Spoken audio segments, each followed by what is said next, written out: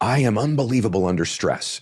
I operate amazingly under chaos, which is true because I'm so familiar with it. But what I found out about myself was, to some extent, I created a lot of it. In other words, I wasn't comfortable in my life. Maybe people can relate to this if they really take a look at themselves. I wasn't comfortable when things weren't a little bit chaotic, because in life, we move towards really what we're most familiar with. We keep moving back to the familiar. That's why some people will date the completely same person in a different body. You and I have talked about with your amazing work, right? Because we move towards what we're familiar with. So I had a tendency in my life to create a lot of stress and chaos because I operated so well in it. It was a familiar state to be in, even though it didn't serve me. And so a lot of that work I've done in healing and digging deep in my life, it served me not just in healing, it's made me a better businessman. It's made me a better father, in often cases, a better friend, because I'm not constantly creating this stress and chaos around the people that I love the most. Yeah. How do you stop creating stress and drama? Well, one is why do we do it, and how do we do it? Because we're familiar and we wire these things in our bodies. And so this is really technical stuff, but I anchored the good states. And so what happened is that usually where wiring happens is in a highly emotional state. We anchor it in our bodies physically. That's what we do. And so the way out of that is to begin to anchor the great states. So I take advantage of great states. So for example, just a few weeks ago, my daughter was home from college and we took a walk on the beach.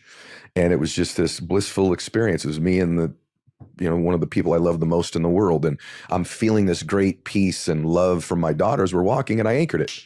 I literally anchored it in my body. I literally snapped my fingers as I went, and I anchored that state. And so, or when I'm walking on stage, I'm about to, have to speak, and that adrenaline hits me, and that euphoria, the spirit, the energy hits me, I'll anchor that state physically. And so what happens is I'm rewiring myself physically. For example, like I pray on my knees every night.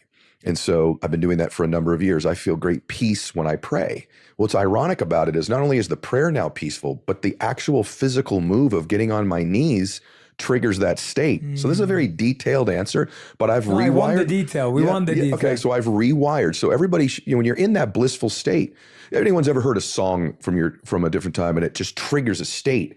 It's not the words and the music. It's what was going on in that moment. You've anchored it in your body.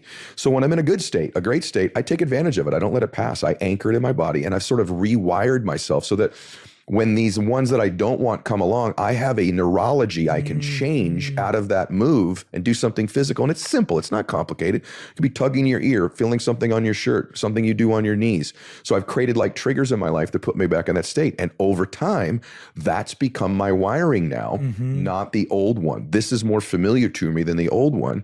Tendency now is to move towards the familiar state of bliss, of joy. I'd say 75, 80% of the time now, that's where I live. Whereas before,